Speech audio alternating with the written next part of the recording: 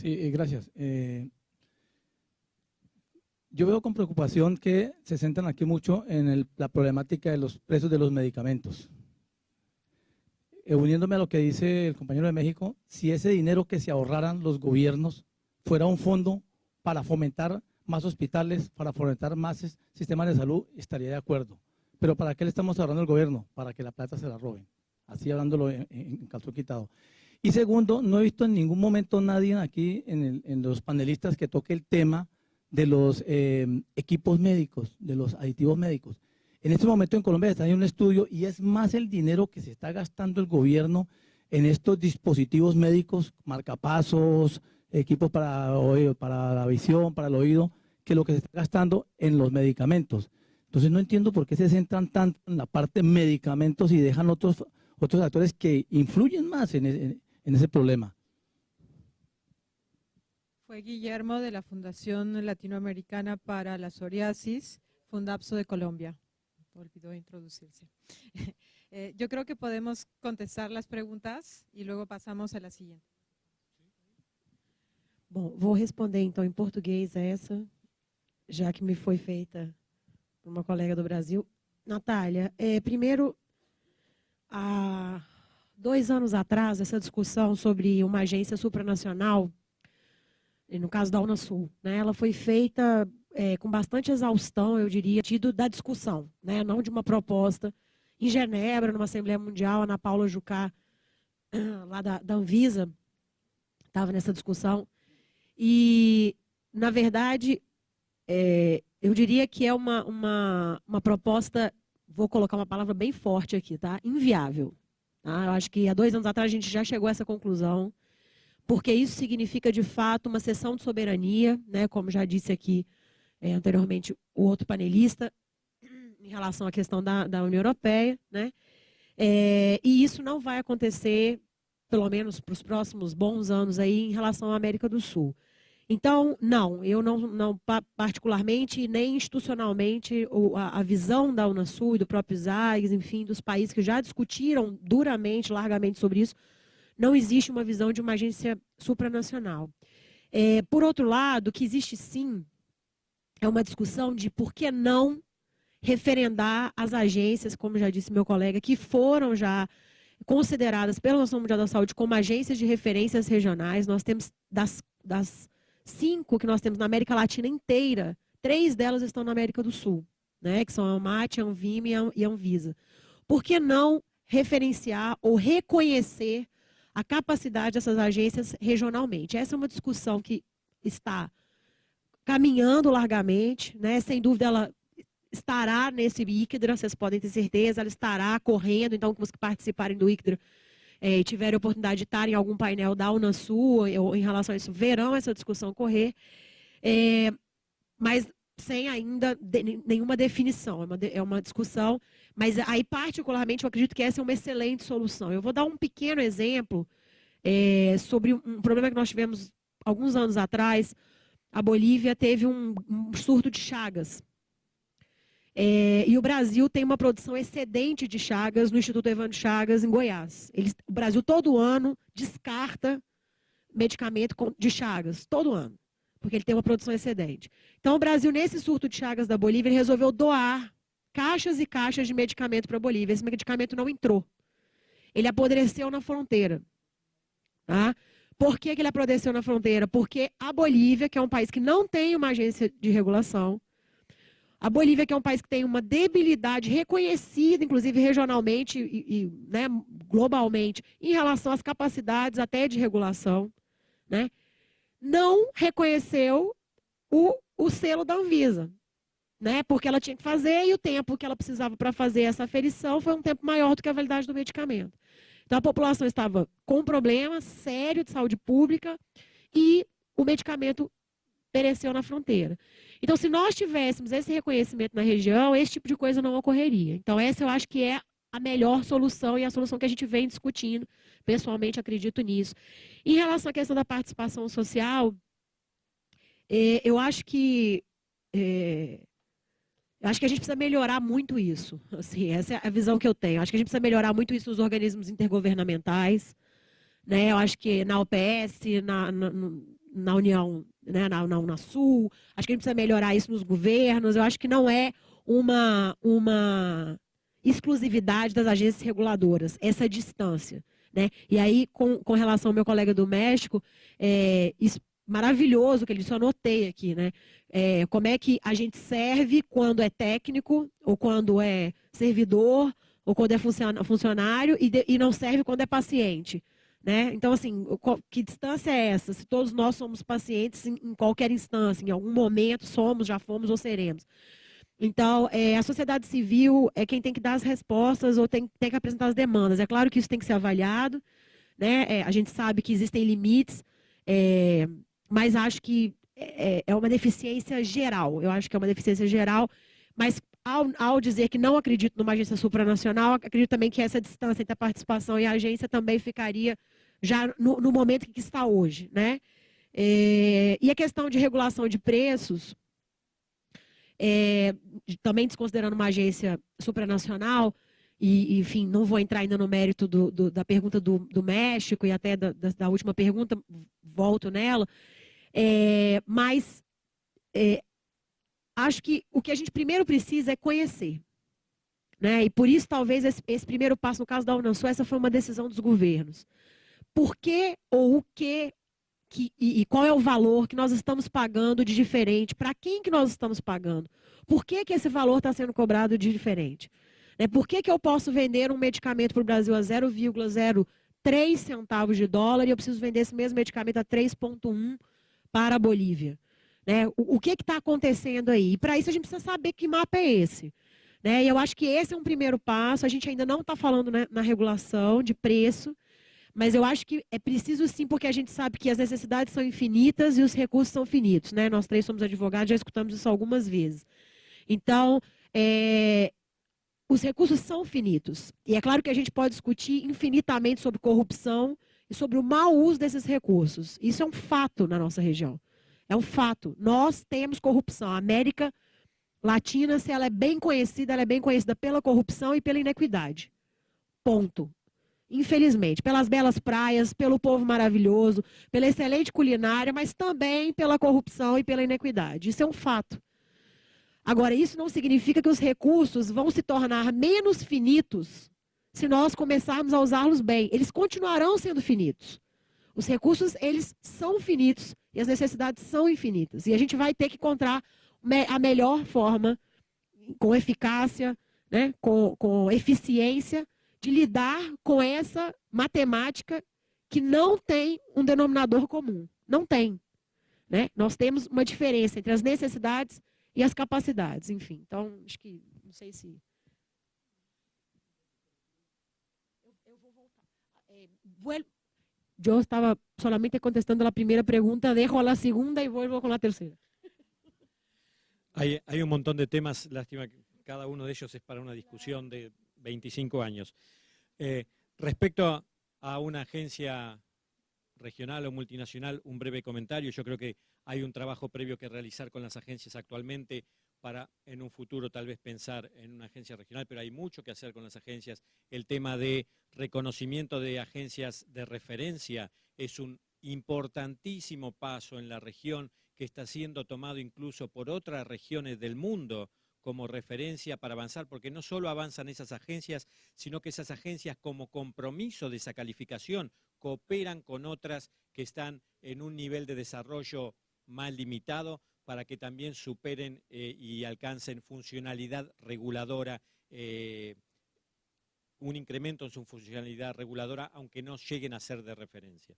Entonces, esos mecanismos establecidos en la región que tienen en cuenta cuáles son las capacidades, cuáles son las posibilidades reales, es la que permite un crecimiento real de las agencias. Tal vez en un futuro un poquito más distante podamos empezar a discutir este tema de una agencia regional. Pero por el momento hay mucho que hacer en este campo que ha probado ser muy fructífero. Respecto a tecnologías o medicamentos, justo sé.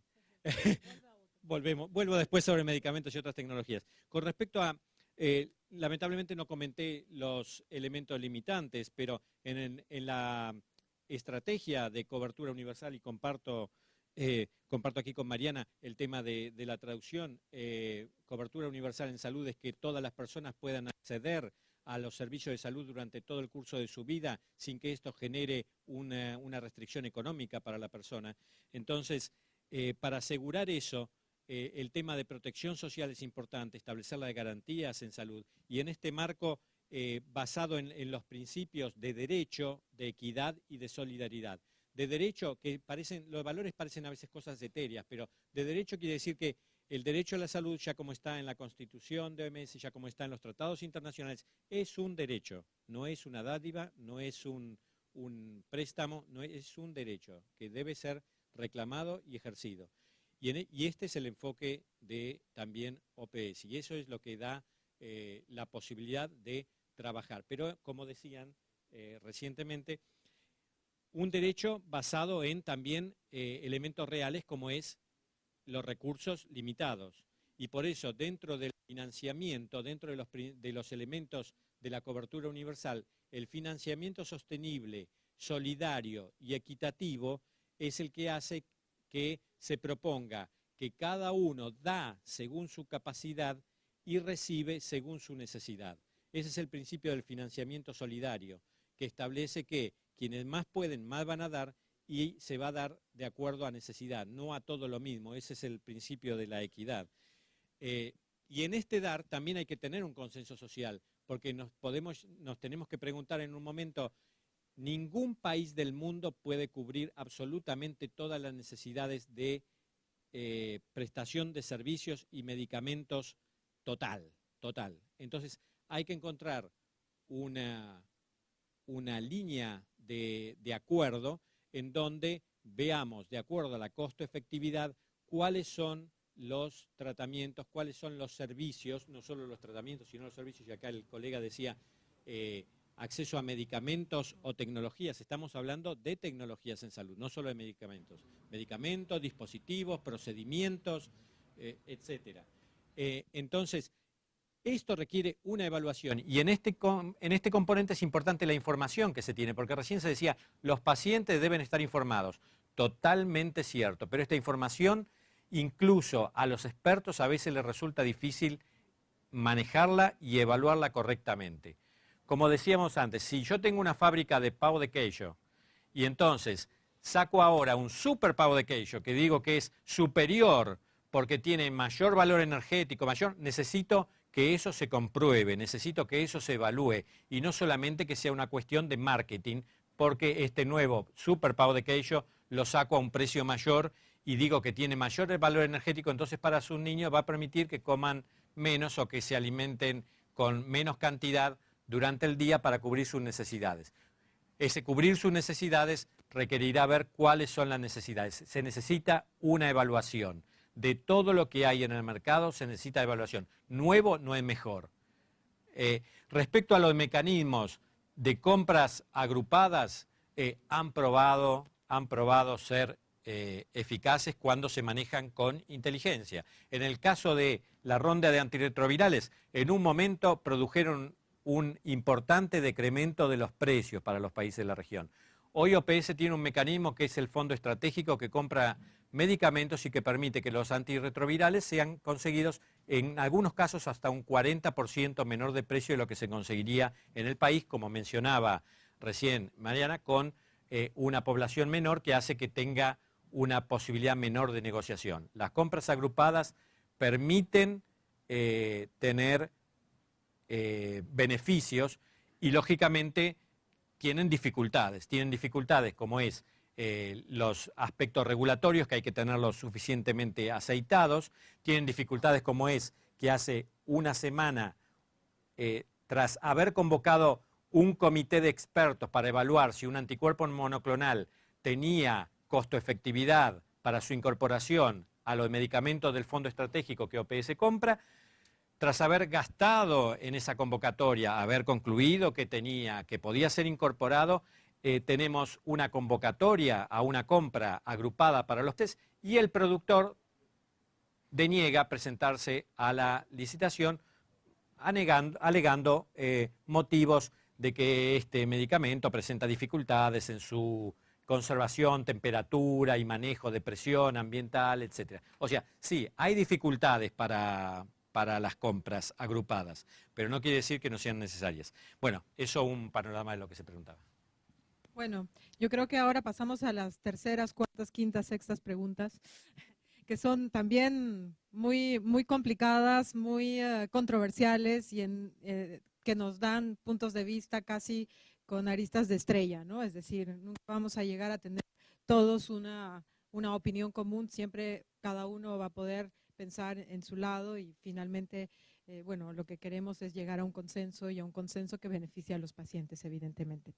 Bueno, en la segunda pregunta que voy a hacer, en fin, voy a juntar la tercera, la cuarta y la quinta pregunta que tienen que ver con regulaciones, con quiénes toman las decisiones y cómo los procesos regulatorios pueden dar soporte al aseguramiento universal en salud. Quiero pedir disculpas por la traducción. A veces es verdad que es complicado. Las personas que hicieron la traducción no son, digamos, expertos en el tema específico o están aprendiendo también. Entonces, AUS, CUS pueden ser las iniciales que se usan en el tema de aseguramiento universal o Universal Health Coverage, que se conoce en inglés. Entonces es aseguramiento universal en salud o cobertura universal en salud, para aclarar un poco de qué estamos hablando y que todos estemos como en el mismo lenguaje y en la misma página. ¿Ah? Entonces, yo quería hacer esta pregunta de cómo los procesos regulatorios pueden, digamos, dar soporte a la asistencia universal sanitaria. Estoy viendo a Tiago que se tiene que ir. Dice, disculpen que interrumpa, pero Tiago se tiene que ir volando a Sao Paulo. Muchas gracias, Tiago. ¿Cómo los procesos regulatorios pueden dar soporte a la asistencia universal sanitaria? ¿Cómo los tomadores de decisiones pueden provocar o facilitar ese modelo de asistencia sanitaria en el tema de regulaciones? Estamos hablando de varias cosas que al final se juntan. Siempre he dicho que el aseguramiento universal engloba todo y al final nunca sabemos de qué estamos hablando, ¿no? Es súper complicado, pero finalmente queremos dar cobertura, salud, calidad y varias cosas que son, digamos, necesarias. Pero también estamos hablando de los procesos de regulación en temas tan nuevos, tan, digamos, de moda, porque sí, son temas que recién estamos usando y términos que recién estamos usando, porque estamos empezando también a migrar a un tipo de tratamiento, de acceso a nuevas tecnologías y a medicamentos biotecnológicos, ¿no? Entonces, estamos con expertos en farmacovigilancia, con expertos en políticas públicas, con pacientes que son usuarios de medicamentos de última tecnología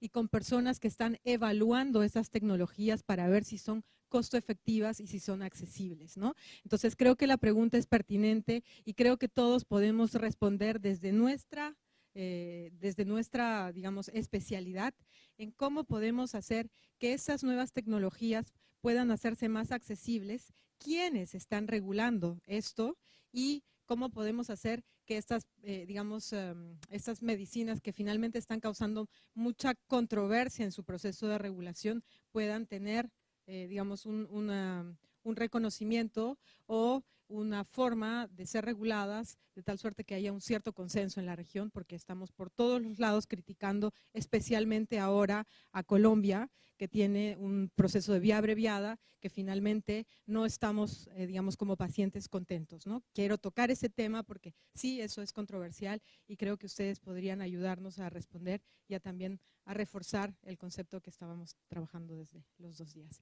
Empezamos por Lynn.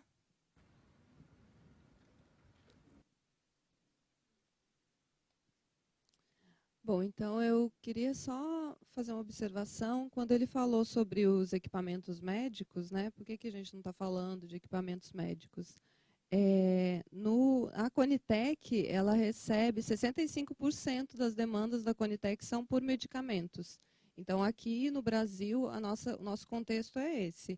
A gente recebe muito mais demanda de medicamentos, 15% só são de equipamentos médicos e produtos para a saúde, e 20% são de procedimentos. Então, e eu creio, né, pelo que eu sei, essa é uma tendência mundial.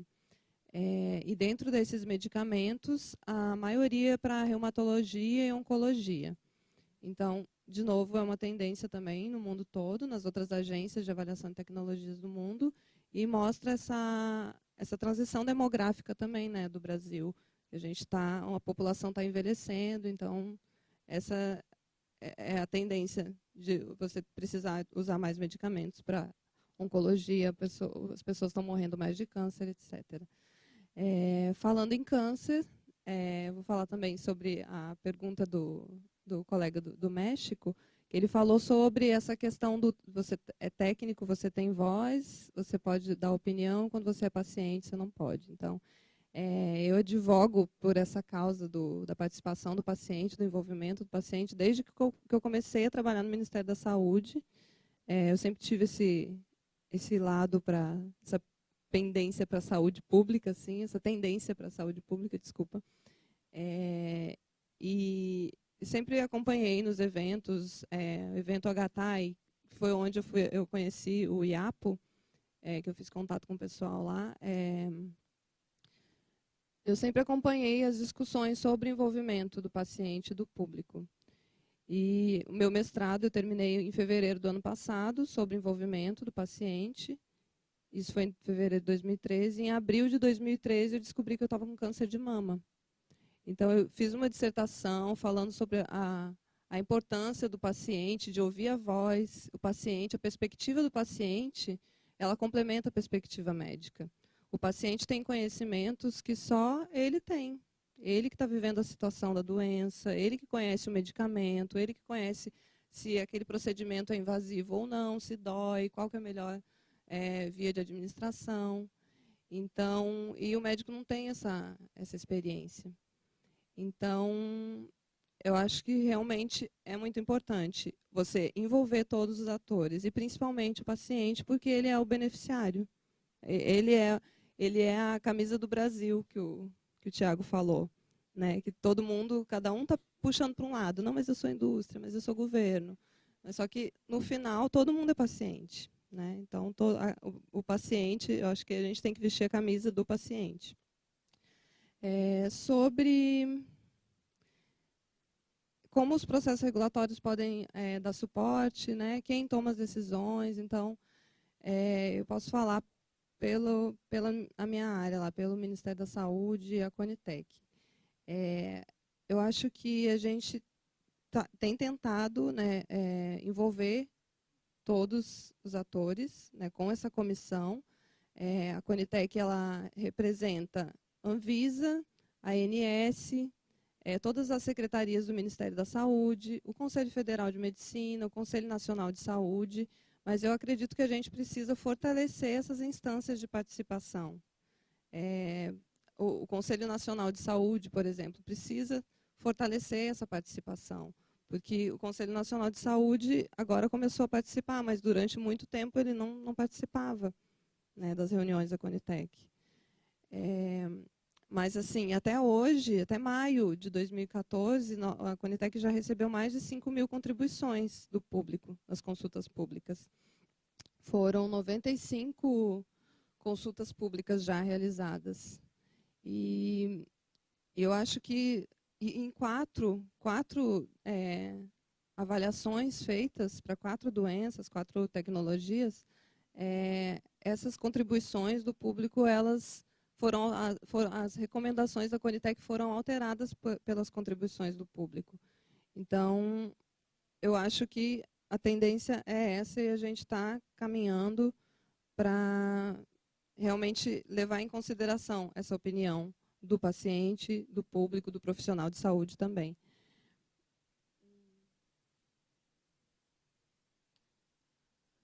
Você acha que consegui responder as 3? Acho que é isso.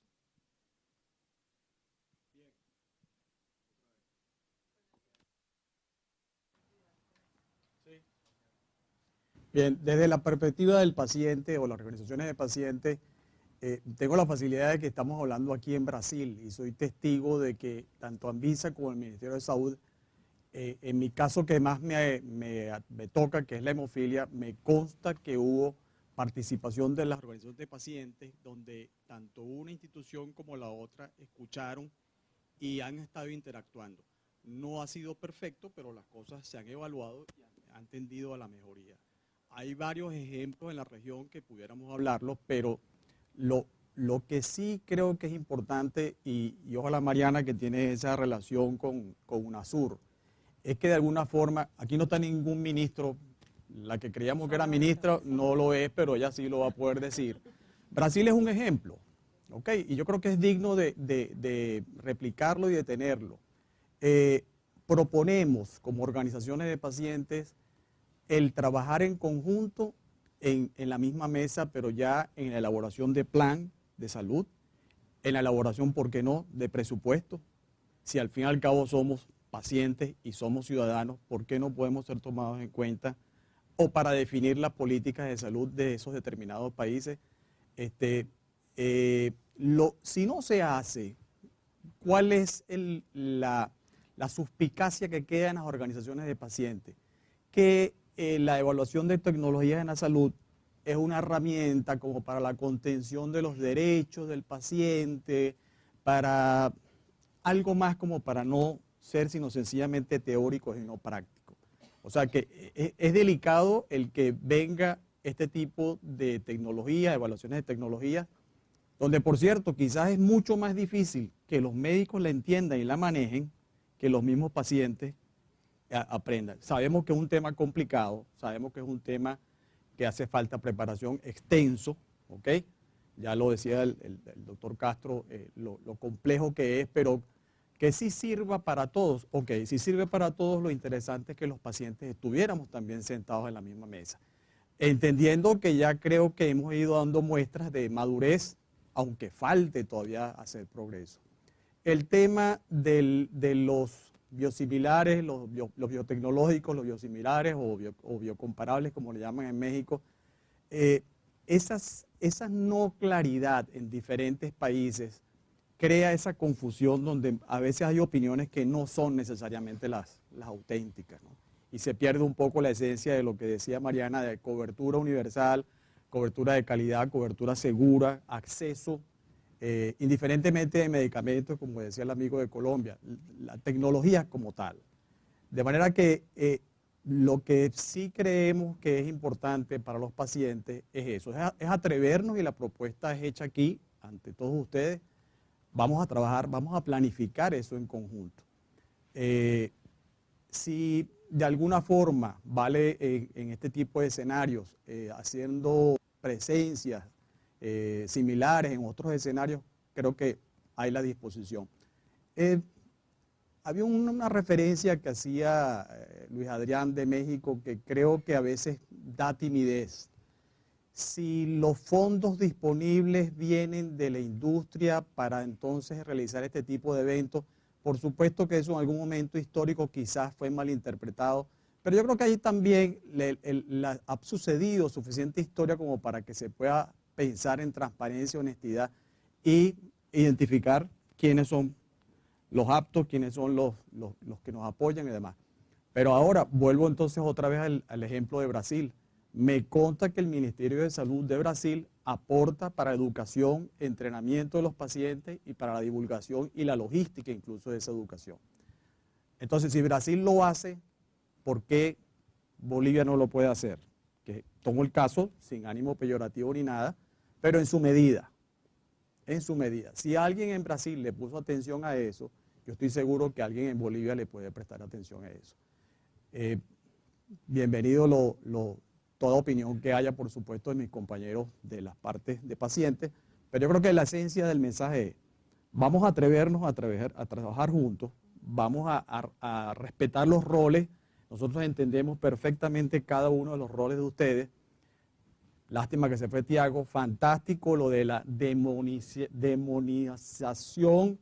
y también esa especie de prurito, no me toques, no me mires, no me tomas en cuenta. Esos complejos creo que no valen la pena, sino por el contrario, estamos aquí sentados, algo que no se veía, algo que no sucedía. Gracias. Gracias. Imaginando que es la última vez que hablo, voy a aprovechar para decir además de las preguntas, tocar dos cosas que no toqué en la contestación anterior.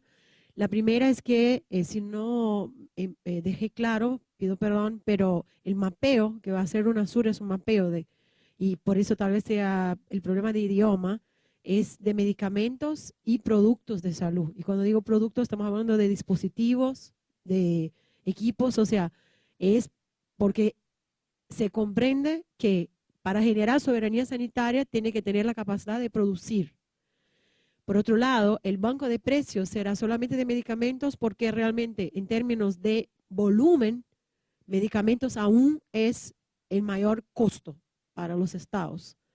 No sé cuál es el dato que tiene, pero en Sudamérica, cuando tomamos los 12 países, es como decía, 65-68% en términos relacionales. Si tiene otro, bueno, sí, puede ser que Colombia no en ese momento porque tal vez se esté gastando demasiado del bolsillo con medicamentos. Ese es un otro fato.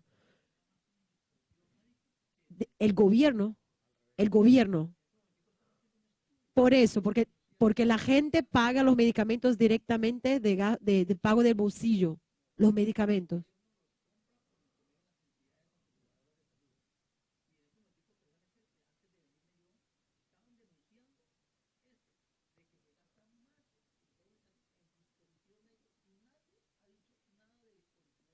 Bueno, sí. Por eso, tal vez es demasiado reciente para nosotros, pero por lo menos para mí es demasiado reciente porque las informaciones y los datos que manejamos realmente son como lo que decía ella, gira en general en 65-68% de medicamentos. Y tal vez por eso estamos enfocados, pero es un buen dato y podemos buscarlo. Y una cosa antes también, yo quería llamar la atención, incluso eso tiene que ver con quien toma las decisiones, ya tiene un poco que ver con la pregunta de ahora, de esa ronda. El compañero de México decía que una política de México decía que tenía que mejorar para los que no tienen seguro para la salud, ¿no? Que la regulación tenía una mirada para mejorar las condiciones de los que no tienen seguro de salud. Y ahí vuelvo al comienzo, ¿no? ¿De quiénes estamos hablando? O sea, ¿quiénes toman las decisiones y cuál es la capacidad? Bueno, acá les digo en Brasil, el Sistema Único de Salud, en términos de asistencia, y eso digo bien cortado, bien dividido, porque el Sistema Único de Salud es mucho más que solamente la asistencia. De la asistencia digo la asistencia de consultas, de ir llevar un niño con fiebre al médico, pero en eso es para pobres. No hay ningún funcionario público en ese país que no tenga un plan de salud. No hay nadie de clase mediana en ese país que no tenga un plan de salud. No hay trabajadores que tengan sus derechos que no busquen, si no tienen, están buscando. Entonces, quienes utilizan la asistencia como pacientes del cotidiano, no estamos hablando de alta complejidad. Eso usamos todo, porque los planes no cubren. Pero quienes están en el día a día, y eso pasa en la mayoría de nuestros países de Sudamérica, quien depende del servicio del gobierno son los pobres. ¿Y cuál es la capacidad que tienen los pobres de advocar? ¿Cuál es el conocimiento? ¿Cuál es la voz que tienen ellos? Entonces, cuando dividimos la población, cuando dividimos decimos, vamos a mejorar las cosas para los que no tienen seguro de salud. ¿Cierto? Y los que tienen, no se preocupan con eso, porque para ellos no sirve. ¿Y quiénes son los que tienen? Si no son los que tienen la mayor capacidad de voz, si no son los que no son los empresarios, que no son los periodistas, que no son los que pueden llevar las cosas adelante. Entonces, mientras seguimos dividiendo la población entre los que pueden pagar un seguro de salud o acceder a un seguro de salud y los que no pueden, perdón, pero la situación seguirá bastante complicada. Vamos a seguir dividiendo los que deciden y los que no deciden. Y los que no deciden siguen bajo a los sistemas públicos. Esa es la verdad. Pero eso en nacional, estamos hablando en términos nacionales. Si vamos a preguntarnos quién toma las decisiones en términos globales, tenemos también que decir la verdad. Estamos hablando de Bill y Melinda Gates, estamos hablando de Banco Mundial, estamos hablando de 5 industrias de farmacéuticas. Entonces, tenemos que, bueno, si estamos hablando de quién toma las decisiones y vamos a seguir diciendo que esos son los gobiernos que lo hacen, bueno, podemos ser esto naive, ¿no? No sé, ingenuos de esta manera, pero la verdad que no es así, ¿no? Y por eso tenemos las corrupciones, por eso tenemos todo lo que vamos a tener, por eso vamos a seguir teniendo compras de no sé cuál nivel, de no sé cuál pago. Bien. Y ahí podemos hablar del SIDA. ¿Por qué con relación al VIH fue diferente? Fue diferente. Los que están de pacientes pueden ser. Porque ¿quién tiene VIH? Son los mismos que tienen malaria. Son los mismos que tienen Chagas. Son los mismos que tienen tuberculosis. ¿Les parece que alguien en el barrio de Copacabana de Ipanema va a tener tuberculosis? Claro que no. Los que tienen tuberculosis son los que viven en la favela. Pero VIH es otra cosa. Estaban involucrados ahí los actores, ¿no? De las teles. Acá en Brasil, por lo menos les digo, yo estudié eso y así estaban. Los cantantes, toda la gente que tiene voz y que pudo llevar eso adelante. Y que además, el costoso que es un tratamiento de VIH hace con que ni mismo alguien en la situación de clase mediana lo pueda acceder. Entonces, para eso necesito ir a que el gobierno me pague. Entonces, yo que tengo voz, que soy un cantante, que soy un presentador de tele, que soy un empresario, que soy un abogado, voy a buscar mi derecho. Eso fue lo que pasó en Brasil. Y ahí no hablamos de un actor muy importante que es el sistema judiciario, ¿no? Esto es otro que yo sé que los pacientes tienen que apropiarse de esto. En Brasil lo están apropiando bastante bien, pero es importante, ¿no? Hacer cumplir las leyes. Ahí están. Recién decimos que en la mitad de los países de Sudamérica reconocen la salud como un derecho, ¿no? Entonces se reconoce, vamos a buscar nuestro derecho. Y ¿quién mejor sino el sistema legal para decir que tenemos que tener derecho a lo que está dicho que es derecho?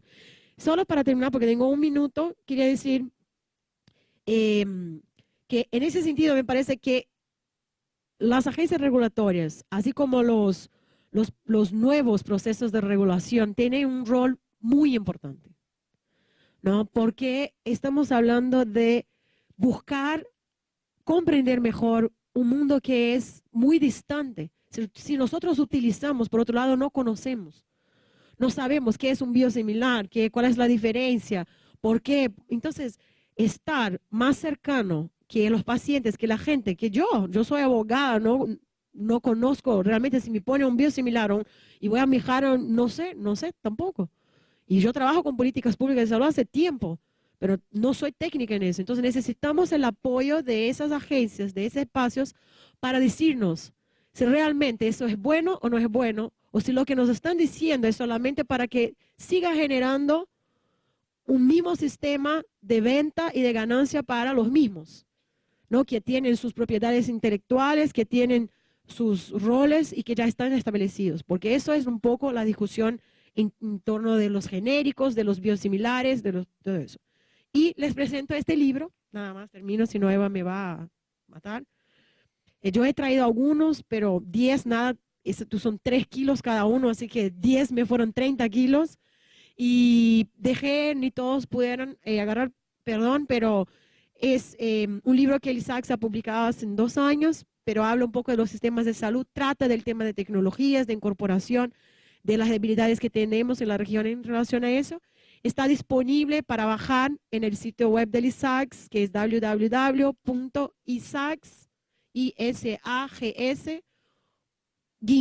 no guiñón bajo, guiñón medio, UNASUR, UNASUR.org.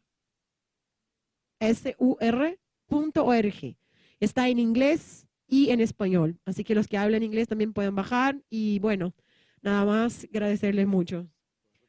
Sí, www.isags-unasur.org. Y gracias a mi compañera que me dijo, y tenemos algunos panfletitos ahí atrás que tiene el website. Gracias. Y este tenemos para todos, me parece.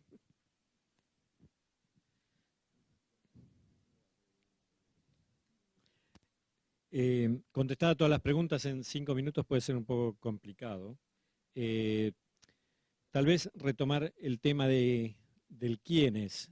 Si bien los elementos de poder y de dinero ya sabemos que están atrás de muchas de las decisiones, pero afortunadamente hay una construcción que va pasando de débil a un poquito menos débil y que hace que en tanto y en cuanto esta construcción se está dando a través de estos procesos regulatorios que estábamos mencionando, a través de no solo la regulación que permite asegurar calidad de los productos que llegan, vigilancia de qué sucede una vez que llegan, que quienes los hacen cumplan con las normas que deben hacerlos para que lleguen de la manera que deben llegar y de esta manera reunir los requisitos de este principio de la cobertura universal que es servicios y productos de calidad, ¿no?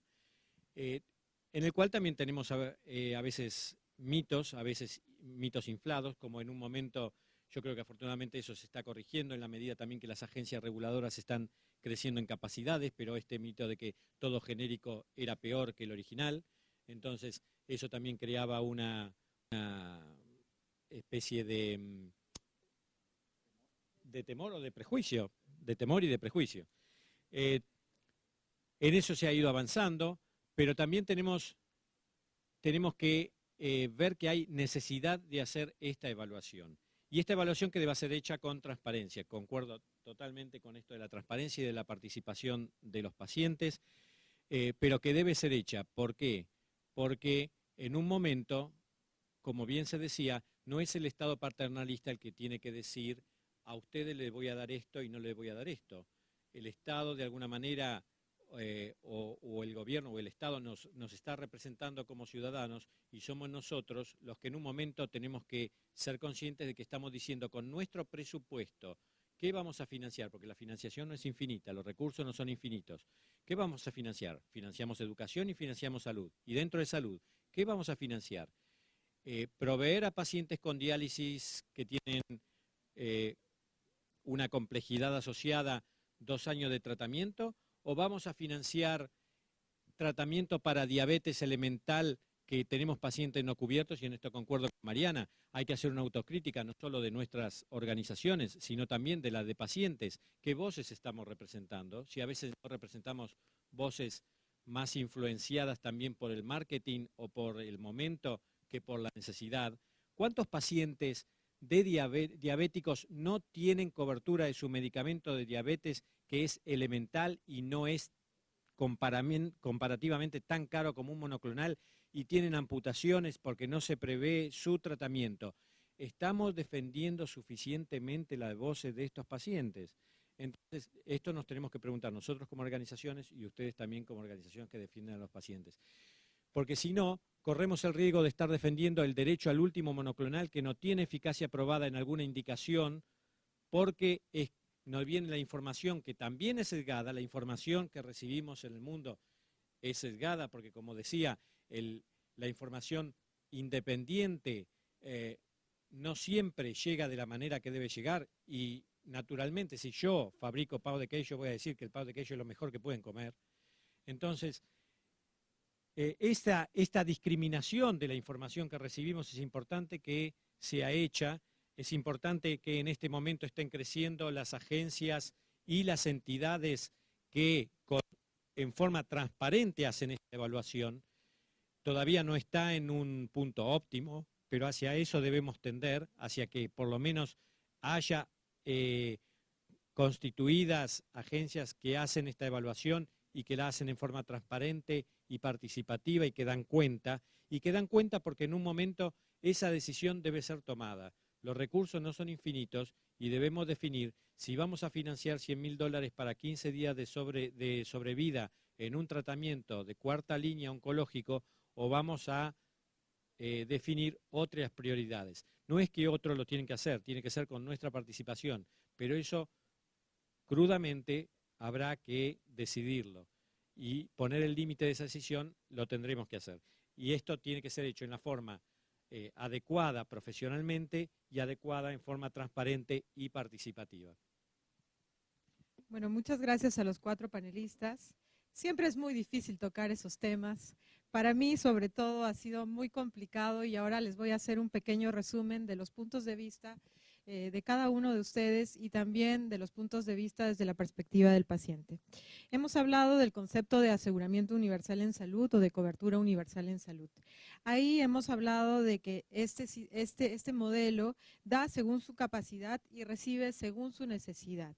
Eso fue la primera cosa que se dijo y justamente según su capacidad y recibe según su necesidad es una situación muy compleja.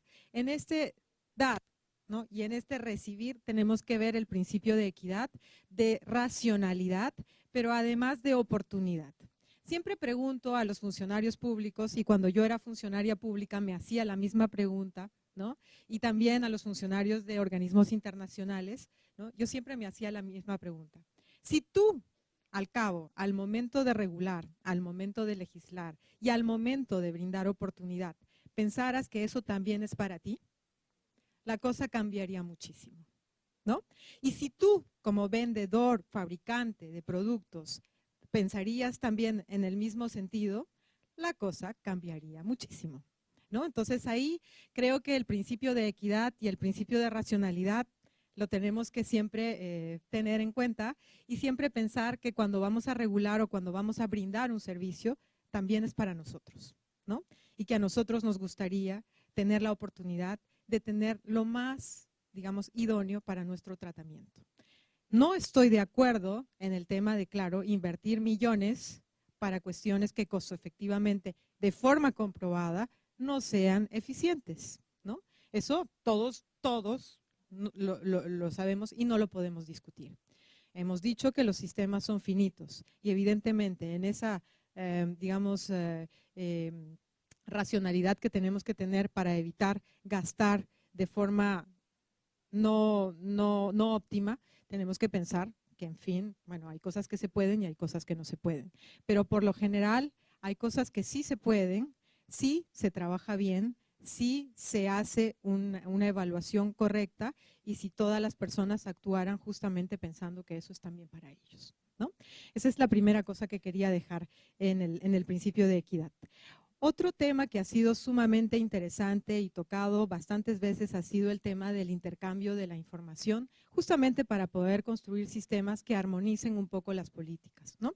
En ese tema, evidentemente, nuestra región está avanzando, está caminando y creo que requerimos del apoyo y soporte de todos, no solamente de los gobiernos, sino de los pacientes, de la industria, de los organismos internacionales y también de, digamos, los técnicos y la academia. Para poder lograr sistemas donde se pueda intercambiar realmente la información, tenemos que invertir muchísimo dinero, muchísima tecnología y muchísimo saber, digamos, a nivel técnico, el savoir-faire famoso, que, ¿no? Si podemos lograr tener este tipo de modelos o de sistemas armonizados, pues otra sería la dinámica y otra sería la dinámica en el tema de compras conjuntas, en el tema de producciones locales y sobre todo de inversión para poder hacer, digamos, ciencia y tecnología en los países de la región.